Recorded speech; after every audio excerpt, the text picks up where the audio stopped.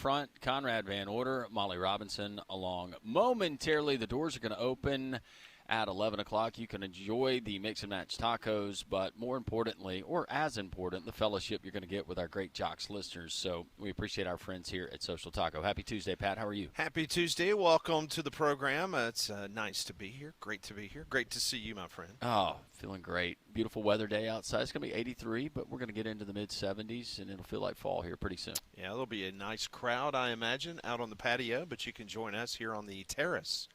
The Taco Terrace here at Social Taco. Come on by and see us. Got a jam-packed show. We've got a little bit of time here at the beginning. Typically, Mike Griffith joins the show at 10:05. He's going to join the show at 11:05 this morning. Some changes in the Georgia practice schedule, things over there in the state of Georgia as they prepare for Ole Miss.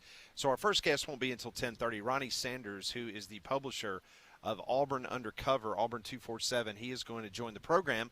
We'll get the very latest, if there's any news in regards to Hugh Freeze, because when we left the audience yesterday afternoon, Landrum, just the only way to put it is just, to me, it was a very interesting, at times bizarre press conference with Hugh Freeze. Yeah, it didn't exactly know what the tenor was going to be of that press conference yesterday, Pat, but he doubled down, and to me it was a defensive posture. This was a coach that seemed like he was fighting for his job, and he was trying to publicly make the declaration of the things that he had done, and execution is a part of the game, but it came off once again as Hugh Freeze throwing his players under the bus. Yeah, it was very interesting to say the very least, but we had gone off the air, and it was about halfway over the press conference. But one of the very last questions that was asked about Hugh Freeze, or to Hugh Freeze, was about the situation about the conference and the officiating from Saturday night's game against Georgia. Take a listen to this exchange and his answer about talking to Greg Sankey. Yeah, I was on the phone quite a bit this weekend and had a conversation with Commissioner Sankey and with the Director of Officials, John McDade, and expressed how I felt. They listened. Obviously, they want their group to get it right all the time, and it's just there was some that did not get right, in my opinion, and they can disagree with me. They can, but it was it's hurting our football team, and it's hurt, in my opinion, our record, and some of it has to do with us for sure also. And so I had good conversations. Commissioner Sankey has always been one that I could talk to, whether I enjoyed the conversation or not, but he's a man that I think has great care for the people in this conference and our feelings and what we're going through. And I enjoyed my conversation with him.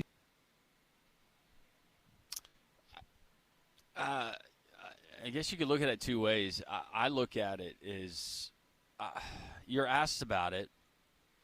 I guess you have to answer honestly with the conversation that you have, and I appreciate that. I just wonder if that message is being passed down to his team, where we're still dwelling on the what could have been if we hadn't been screwed by the officials in the Oklahoma game and in this game versus Georgia. If it's me or if it's a coach that I played for in the past, it's, there's nothing we can do about that now. All we can do is move forward, try to overcome adversity. We talk about that every single day. This is going to make us stronger moving forward. Let's put that behind us, and it's a new day. He was asked the question, so he answered it. Again, I appreciate that, but I just wonder if that's the message, and it's a woe is me coming from the head coach down to his football team. If it is, I think that's a problem moving forward for the rest of the season. No, you're right. He was asked the question. It's not like he started the press conference, and I'll give him credit for that. He did not come on and immediately started belly aching about the situation with the refereeing in the SEC. So that came at the very back end of his press conference. But I had a lot of people around the Southeastern Conference. They're very confused about what happened with Damari Alston.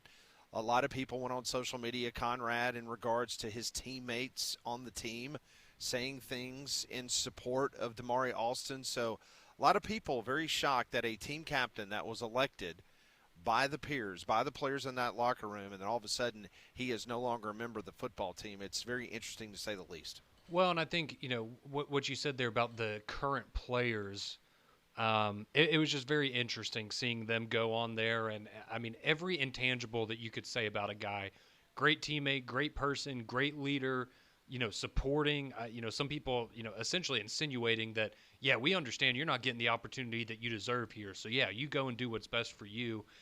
It was just it was very bizarre, and I know that Hugh Freeze kind of clarified and touched on it multiple times yesterday, but just his initial comments on it makes you think, did he break a team rule? Was he late to meetings? Is he missing curfew? Things like that.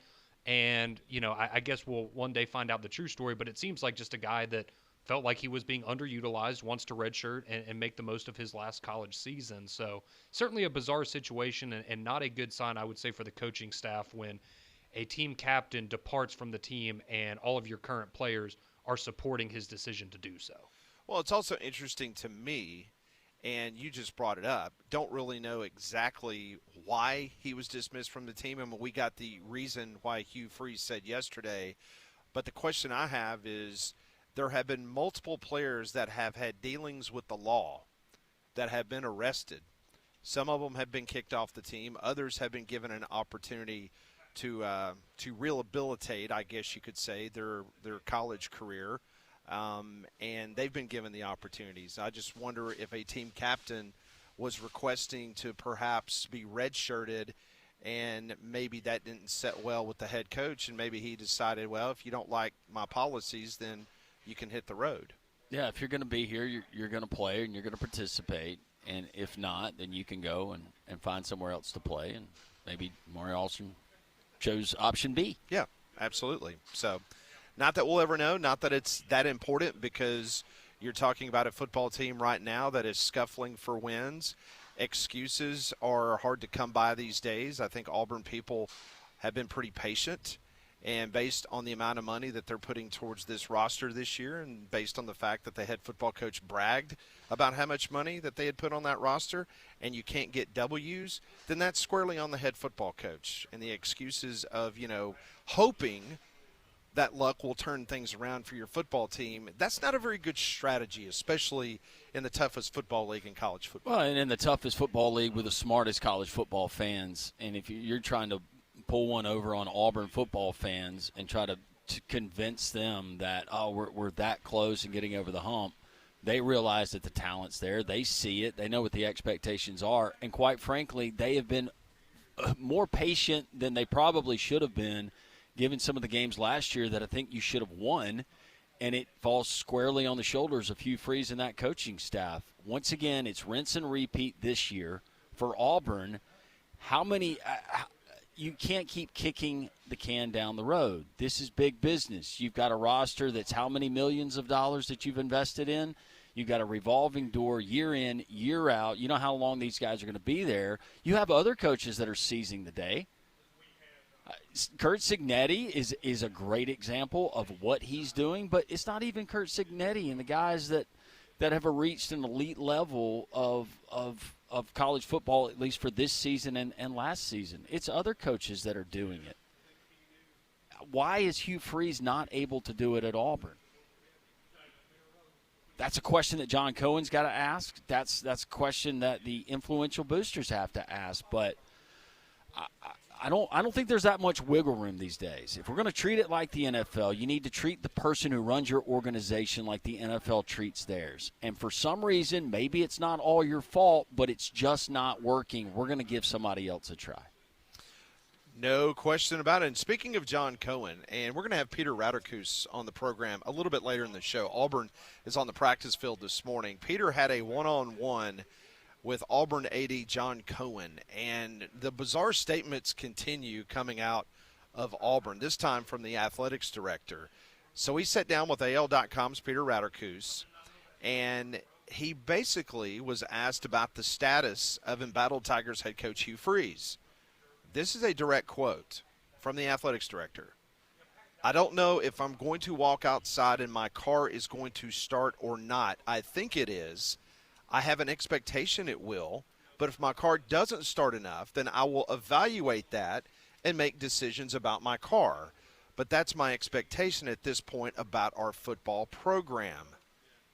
He was then asked about what criteria is he using to evaluate coaches.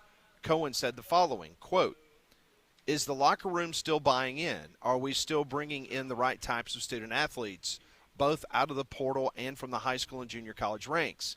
And are kids getting better? And are giving a great effort? That's the template for me. Those are the questions I have to answer for myself in any program that we have." End of quote. So I just read you, Landrum, two very lengthy quotes about the football situation at Auburn. Did you notice that at no point in time in those two paragraphs that he mentioned something that cares more to Auburn people than anything else? He mentioned not one time about winning a football game. Zero. This is a winning business. Yep. This, I'm sorry. Okay. Is it about, okay, is the locker room okay? That doesn't translate to a win, obviously. Are we bringing in the right kids from the portal and the high school ranks? Well, you had one of the best recruiting seasons the last couple of years under Hugh Freeze. That's not translating to wins. Are our kids getting better? No, they're really not, Mr. Cohen, because you keep losing games. Are they giving a great effort? Well, it looks like they are. Now, I don't think the football team has quit. I think they're playing for Auburn. But that's the template. That's what John Cohen is pointing out. And not one single time did he mention anything about getting wins. This is a results-oriented business. Is this team winning enough? That is the major question to the athletics director at Auburn, and he is failing the Auburn people by going into this and sitting down and having this type of bogus response to the question about the future of Auburn football. Well said. Nothing to add there. Well said. We will continue. We're live at Social Taco, the Taco Terrace. Come on up and see us. Doors officially open at 11 o'clock. We've got so much to get into. We hope to hear from you. 1-800-239-WJOX, courtesy GMC text line, 205-834-9450. We roll on this Tuesday.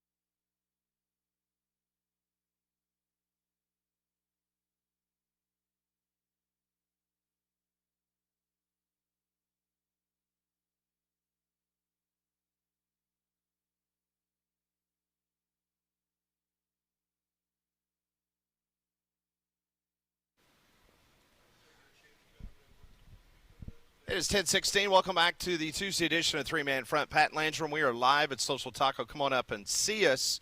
Doors officially open up at 11. Already a couple of our Nice Jocks listeners have made their appearance up here on the Taco Terrace. The courtesy GMC text line 205-834-9450. We'll get to that along with your calls at 1-800-239-WJOX. Well, as football season moves on, you know that means changes in the weather are coming. So you need to protect your HVAC system with a checkup from a trained comfort specialist so that when the cold weather hits, you'll have peace of mind that you're protected by America's most reliable and most trusted brand. So go and find a comfort specialist near you at train.com. It's hard to stop a train. So it was very interesting. Kirby Smart met with the media yesterday.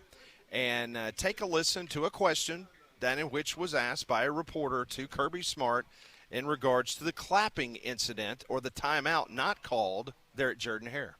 Kirby, from the Auburn game, the timeout being waved off thing has become a thing. Have you talked to the SEC about that, and have you watched the film to kind of see that, like, it does appear that you are calling timeout? Did you even not realize you were, or what? I talked to no one, the SEC office-wise, and I stand by what I talked about after the game. Worried about Ole Miss. There you go. Does he remember what he talked about after the game? Probably not. I think that's a fair question. I just like the way he went, I talked to no one. It's just very ominous sound. He's reading a statement from his attorney. Yeah, I'm pleading the fifth. I don't remember what I said. That's what Urban Meyer would say when he was asked tough questions. It's just been great watching, whether it was SEC shorts or whether it's just people around the country. I'm on TikTok and all these other videos, and people are just, you know, even Hugh Freeze's daughter, she made a TikTok about being in church and doing that when, you know, was praising Jesus. I mean, it's just, you know. You think that catches on when people start Yeah. start clapping like that? That's great. That's the joy of college football, you know, doing stuff like that. It's the Kirby clap. Yeah, it's the Kirby clap. That's exactly what it is. So, yeah. Text line is open, 205-834-9450. Let's get into the text now. Please get the scoop on the Austin departure from Ronnie Sanders, who's going to be joining us just a little bit. I heard half a dozen different stories. We'll try to get the latest from Ronnie. I'm not an Auburn fan or a Hugh Freeze fan at all, but I think he has the right to address the officiating situation and bring it to light. Too many people these days are scared to speak the truth and stay silent to the detriment of everyone. Hopefully that message is not being passed down to the team, but I feel he has every right to talk about it publicly without facing so much criticism for doing it. And that's why I prefaced what I said by saying he was asked the question, he answered it honestly. Yeah. My hope is that he does not continue to dwell on the officiating from the past and what could have been, and that doesn't filter down to the rest of his team. They look forward and concentrate on beating Missouri and winning a lot more games. Next one reads, the bigger problem than Clue, and that's spelled C-L-U-G-H, is Cohen. Clue is his boy.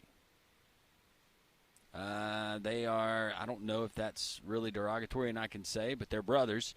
Cohen is supporting the excuses, alibis, and blaming officials. Well, he's Cohen's hire. Yeah. I mean, he's going to defend the hire. I mean, he's not going to sit there and lampoon him because it's going to make him look bad. Mark says, regarding Austin, Coach Freeze is 100% correct in dismissing Austin. Time will tell what some already know. Okay. I can see the Damari situation from the standpoint of him wanting to redshirt because he's not getting the reps he wants, but he's being paid a lot of money to sit out the rest of the year. This isn't college football of old. He was being paid for his service, and he quit. I don't know how that works out financially. Yeah, I mean, what happens if the player says, hey, I'll pay you back. I'll give you every single dime you just gave me, but I want a red shirt. I'm not saying that's what he did. I'm just – yeah, and whatever happened, maybe it will come to light, and we'll learn about it. Freeze keeps getting quarterbacks that doesn't fit his system. Cam Coleman will not be on the Auburn roster next year.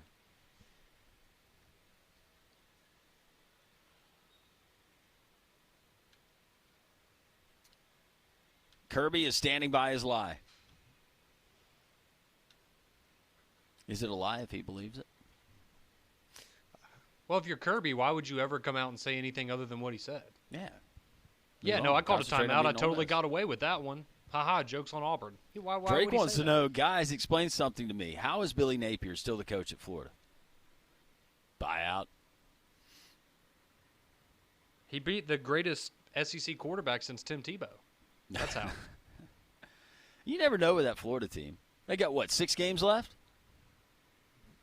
Every time his back's been against the wall, they win. They might win all 6, finish the season 8-4. You never know. 2-4 as it stands right now after the loss this past weekend. What's weirder, the Kirby clap or the Les Miles claw clap? Oh, yeah. Oh, I forgot about that. A big issue Auburn will face if they fire Hughes is that there's a lot of other high-quality jobs open. Penn State, Virginia Tech, UCLA, and Arkansas already with Florida likely being next. Then you add the ripple effect of other vacancies after coaches leave for those roles. Where will Auburn rank compared to those as a destination? Collins from Pell City. This would be better than UCLA, better than Virginia Tech, better than Arkansas. Yep. Just depends on where you want to live, but as far as town, I would take Auburn over Gainesville. Never been to Happy Valley, but I like the South. It's a good point. Maybe they know who they would get. Maybe he's got that, or not John Cohen. Maybe somebody gives a lot of money, has their top candidate they'd like to submit. If Cam Newton can be the biggest reason why Auburn had success in 2010, why can't Jackson Arnold be the biggest reason why they are not having success now?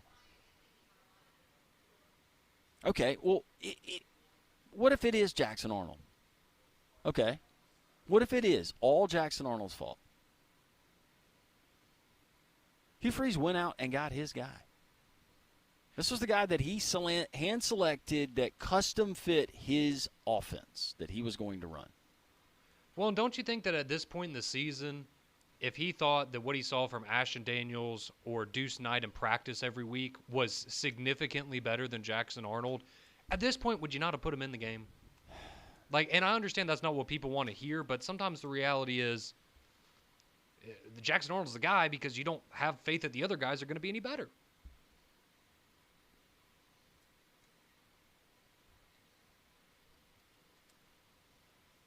This one coming in from William. Austin had a chance to be a legend by recovering that fumble for an easy scoop and score, but he didn't have the awareness to see it.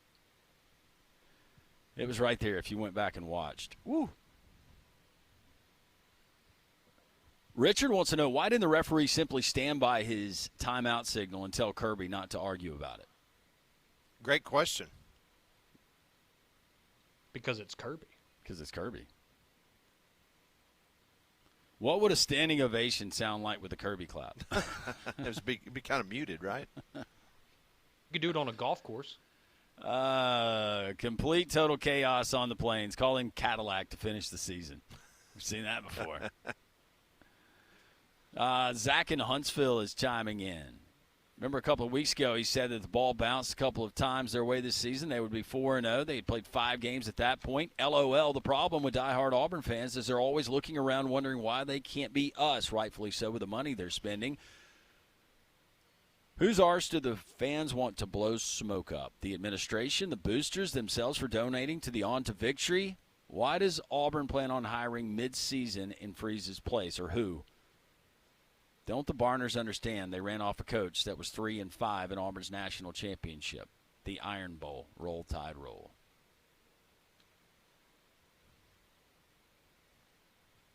Dr. Mel says, do y'all remember the device, the clap on, clap off? Yes. Very much so. Never had one. Is that for your lights? Yep. I always wanted one of those as a kid. I thought that'd be so cool. Damari Austin, this one says one of about 5 plays he quit on Saturday. We're having other people saying, go back and watch the tape of Damari Austin. He just quit. It was poor performance during that game. There were plays that he quit. All right, keep the text rolling in. 205-834-9450 on the Jocks text line. We are live at Social Taco. We'll be here until 2 o'clock. Hope you'll get an opportunity to come on by and see us because it's always a lot of fun. Listeners get a chance to break bread with each other, get some wonderful Mexican cuisine, and watch the show, talk sports in between commercial breaks with us. And We always appreciate that. Another funny text. Yeah, it's just a play on the word clap. Oh, okay. Can only imagine. Yeah. If you are tired of worrying about your roof, whether it's your family home or commercial building, Abide Roofing delivers tailored solutions for every need. At Abide, it's about more than just a new roof. It's about a team of highly skilled pros who bring their A game for every single job. They work with precision and pride, using only the best materials to guarantee durability and lasting value. That's why I went with Abide Roofing a couple years ago when I went and had to get a whole new roof replacement. On top of that, Travis Lloyd and his local roofing team, they were able to deal with my insurance company.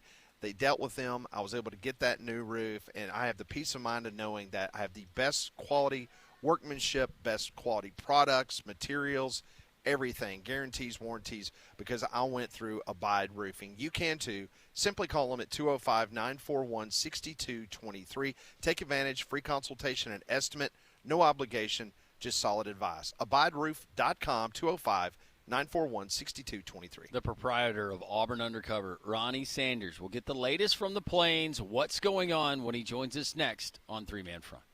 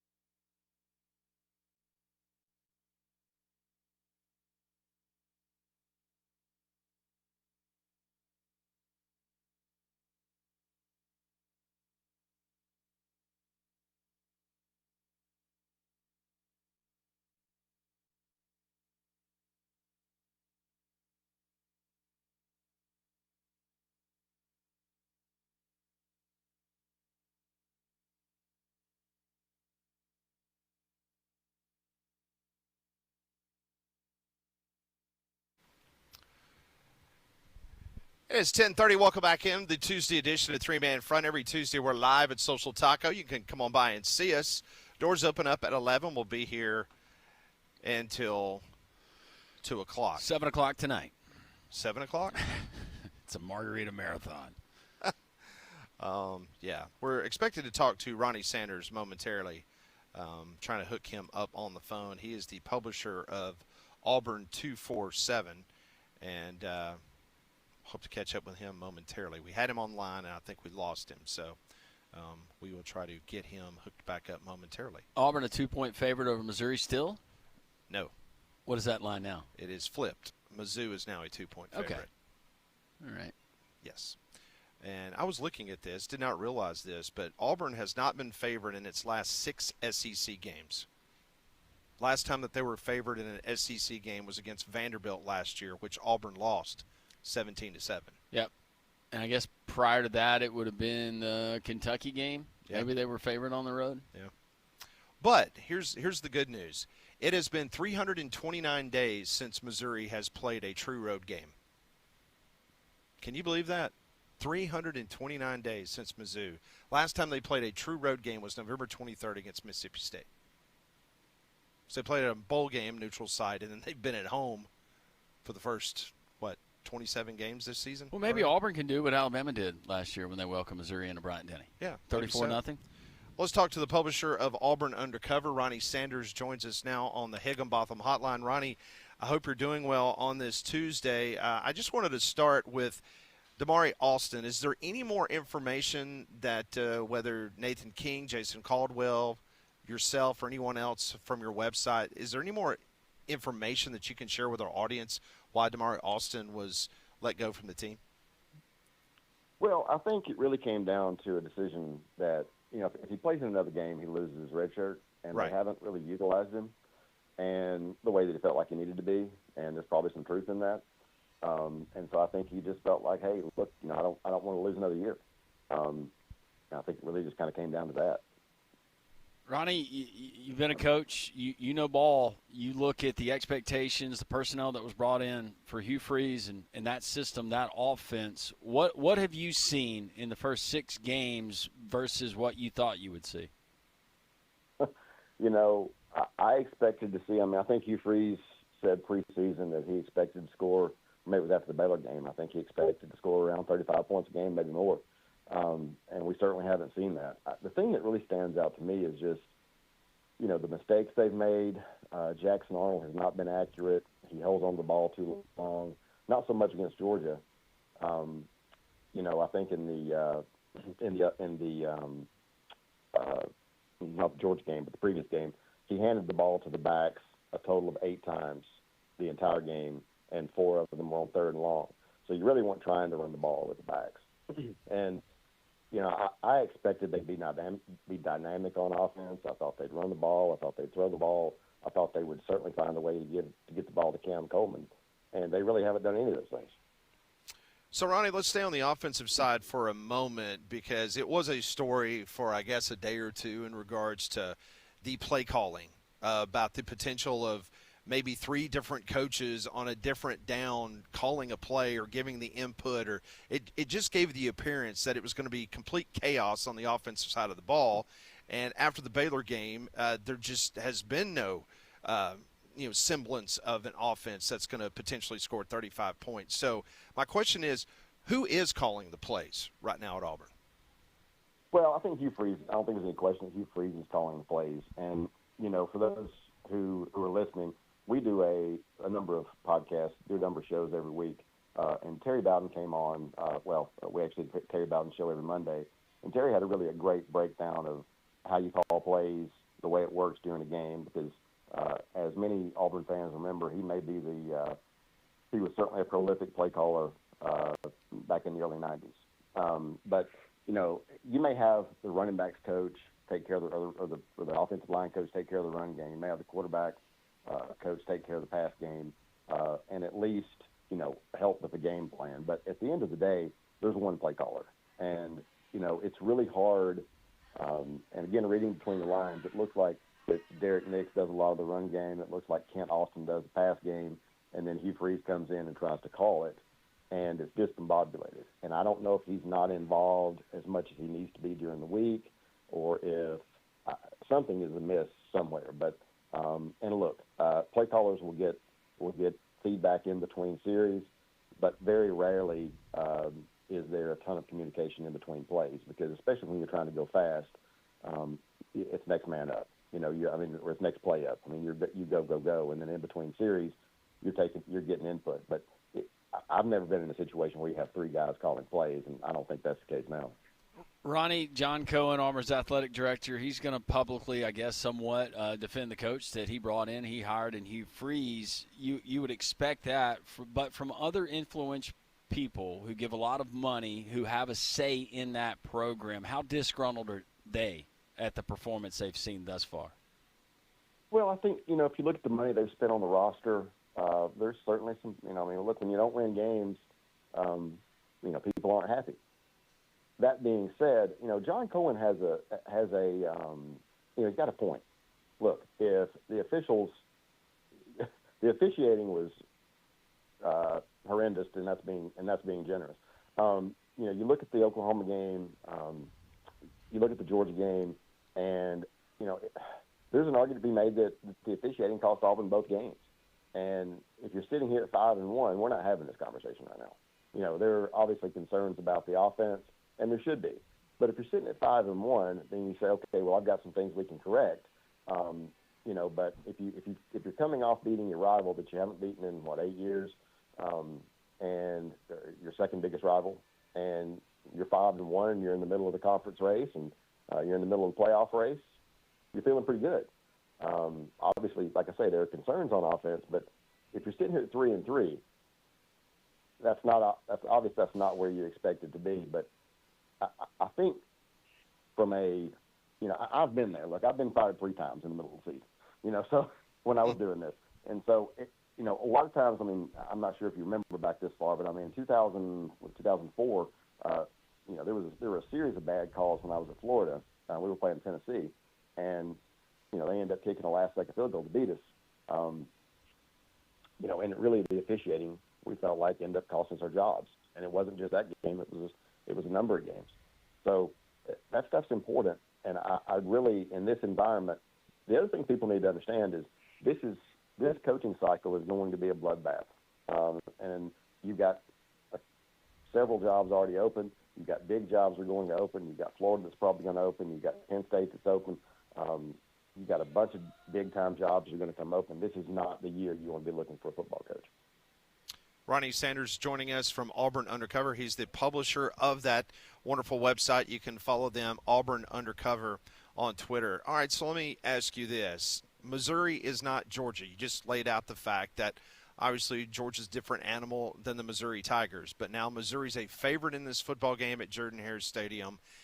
If Auburn loses again and they start another season under Hugh Freeze 0-4, is there a scenario out there that at some point in juncture John Cohen would consider a change midseason? I think I would be shocked if, unless there's just a complete bottom out. And look, certainly that could happen. Do I think it's going to happen? I don't think it will. They've shown they don't look like as a team that they're quitting. So is it possible? Certainly. And if you get to the point where you decide you've got to make a coaching change, then you probably almost have to do it in the middle of the season, because that's just the way the calendar lines up now with the early signing period. When we got fired at Florida in 2004, it was almost unheard of.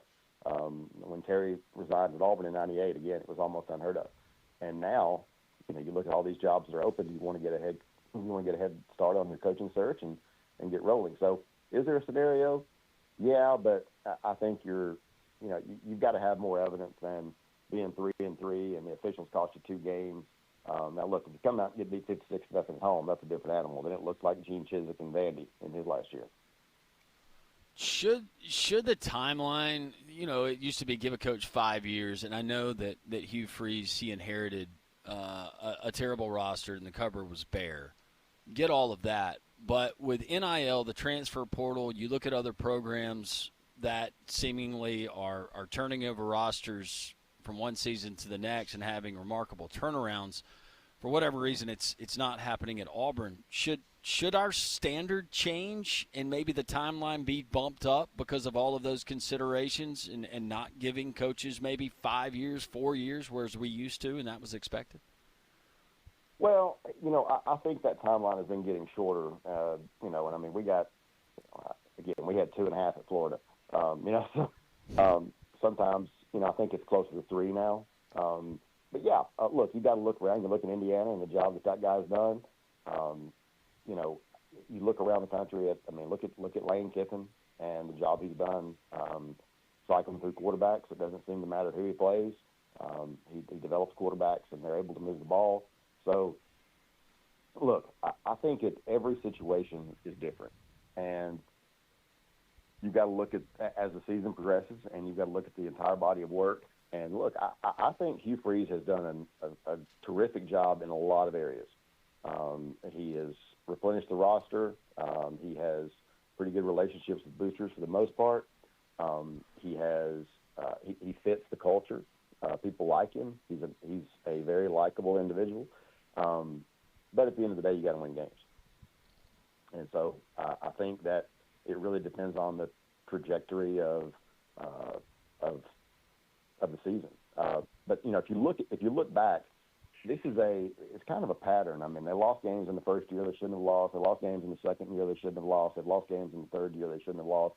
And the one thing that kind of jumps out at me is, and I'm not sure what it is, Freeze kind of hit on it in the press conference. You know, they find ways to lose games, and there's a lot of truth in that. You know, they don't have an edge that I've seen in previous Auburn teams. I mean, if you look at Dye's teams, they had an edge, and they didn't win every game, but they felt like they were going to. You know, when Terry Bowden took over as head coach, those guys had an edge, a different kind of edge. You know, he was kind of arrogant and cocky, young guy, Bowden, but those guys came out and they felt like they were going to win the game. Even with Malzahn, or you just go through the list, and there's just not. I'm not sure what's missing, but something clearly is. Hopefully, he can get it fixed, but it's not working right now. So, once again, not putting words in your mouth, I just want to make sure that I understand you correctly. Unless this thing completely bottoms out, and I'm talking loses to Mizzou, loses at Arkansas, Kentucky loss, it's got to get a lot worse before something like that would happen, correct? That's the way I see it. Now, okay. Look, obviously things can change, but I just don't see look, he's been there 2.5 seasons. So, and considering the absolute dumpster fire he inherited, he deserves the benefit of the doubt at some point. And then you look at, again, I'm not sure who noticed John Cohen was, it looked like he was cussing the official up one side and down another, going off till halftime. And I've never seen that, but frankly, I'm glad that I did. You know, because it was horrendous. And, but no, I mean, looking at the overall body of work, I don't see how you pull the plug on a guy after 2.5 seasons when they're competing and the officiating has been as bad as it's been. You know, Ronnie, watching that video of John Cohen, it reminded me that he was a very successful head baseball coach for years, and that if that was not I just got ejected and I'm walking off the field, but I'm still going to say my piece and make sure the umpire hears me. That's what I saw with John Cohen yelling at that official heading into halftime. Hey, it reminded me a little bit of Nick Saban going off on some people. I mean, it was, but look, I mean, if you look at the series of events at the end of the first half, I would have been absolutely irate. No question. Yeah. Hey, I do have some good news for you, Ronnie, because as you're on the radio right now, your staff there at Auburn Undercover is breaking stories. Auburn has just flipped a 4-star linebacker, Shadarius Tootle, back from Georgia. So they've been working on that for quite a while. Yep.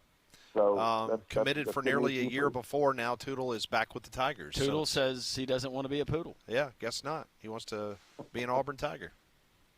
So there's a win. Yeah, Christian Clemente broke that. You've got to continue to stack class on top of class on top of class, and look, he's doing that. And again, if recruiting had bottomed out, and you're sitting here at, you end the year, 2-4, that's a different animal. But as long as recruiting is going well, and you get to a bowl game, I think Philip Marshall, he predicted an 8-4 record. You can certainly still get there. Probably more likely 7-5. But I think if you get to a bowl game, I just can't see Auburn making a change. Certainly not in this environment with all of the changes going on. All right, Ronnie. So loaded question: does Auburn get it done Saturday versus Missouri? What's your gut tell you? My gut tells me yes in a night game at Jordan-Hare. Because here's the thing, like I say, Terry Bowden's we do a podcast with Terry every Monday, and it's the first time he had been back to a game at Auburn in 27 years.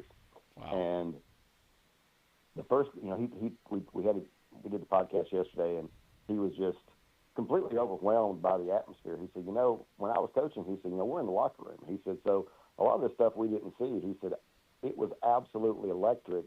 He said, I've been all over the country, and he said, I can't say that I've seen a better environment than that. And, the Eagle flight, I think, started in 2000. Of course, Terry resigned in 98, and he said, that is really something. He said, I've never really seen anything quite like it. He said, but the light show all the way through. So I guess my point in saying that is at some point Auburn's got to start taking advantage of the home field advantage, because it is unlike most around the country. I talked to somebody yesterday who was in the stadium, and they said that when they put the spotlight on Cam Newton, he looked almost like a 3D hologram. They said you've got to be there. TV doesn't do it justice to the lights and everything that they do for the in-game experience there at Jordan-Hare.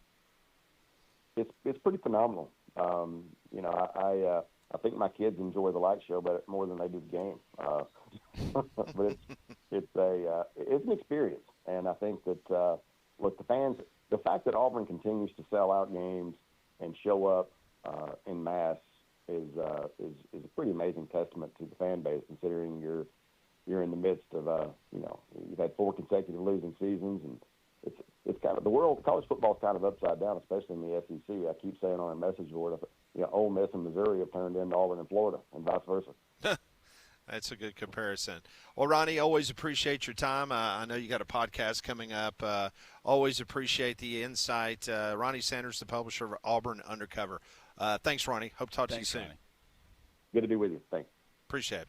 Ronnie Sanders joined us on the Higginbotham Hotline. Higginbotham is your one-source solution for insurance, financial, and HR services. Oh, well, it was a fun night of Monday Night Football last night at the Finnick. They are off today, but back at it tomorrow, Wednesday, all the way through next Monday night. And the Finnick, there's no better place to enjoy sports and music. It's your front row seat to the best entertainment.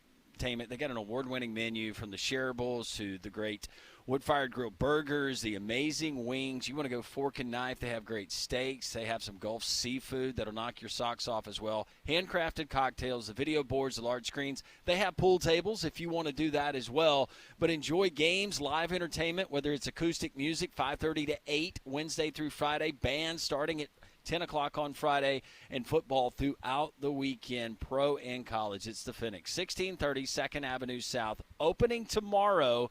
Get by and see them soon. All right, hope you'll join us here at Social Taco. Coming up in about 15 minutes from now, we will talk to Mike Griffith from DogNation.com, get his thoughts on what he saw at Jordan-Hare Stadium on Saturday night as the Georgia Bulldogs knock off the Auburn Tigers. Later on in the program, we'll talk to the head baseball coach of the UAB Blazers, Casey Dunn. He's going to stop by here. Peter Rauterkus, who had that sit-down with the Auburn Athletics Director, he'll join us at 12:30, and Dimitri Ravanos will join us at 1 o'clock. So a very heavy slate. But as always, we welcome your input. 1-800-239-WJOX, courtesy GMC text line 205-834-9450.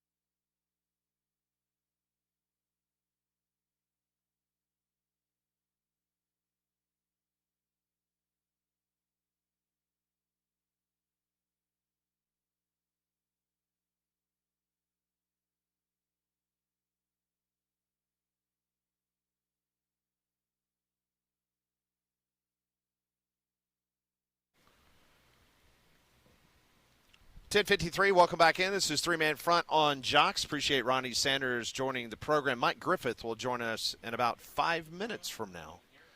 Talk to him about what he saw at Jordan-Hare Stadium on Saturday night. Hey, it's hard to believe. It does make sense, but Terry Bowden, the first game that he's been back to at Jordan-Hare in 27 years. That's amazing. Really is. Well, at least for the Auburn fans that are going down there and you're being disappointed, and I know all of them, they want Auburn to win, but talking to a buddy of mine who has season tickets and he and his family, they drove about 3 hours for Saturday home games to go. And he said that for his child and for his wife, who is an Alabama fan, that it's worth what he has invested and it's worth the time and going down just for the in-game experience and what they get. Yeah. I want to check it out. Sounds great. So just a moment ago, we had Ronnie Sanders on, who's the publisher of Auburn Undercover. His staff is reporting that Auburn has flipped Shadarius Tootle back from Georgia.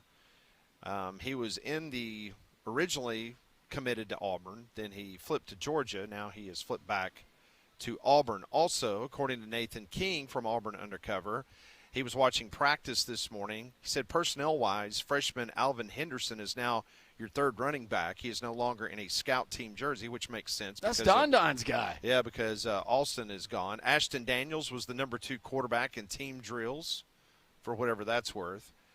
Observations from Nathan King. Hugh Freeze was not happy with the first-team offense's trip down the field during team drills. Jackson Arnold underthrew a deep pass to Perry Thompson. Then on a scramble, Arnold just dropped the ball out of his hands. Uh-oh. Yeah, so a couple of observations there from Nathan King at practice.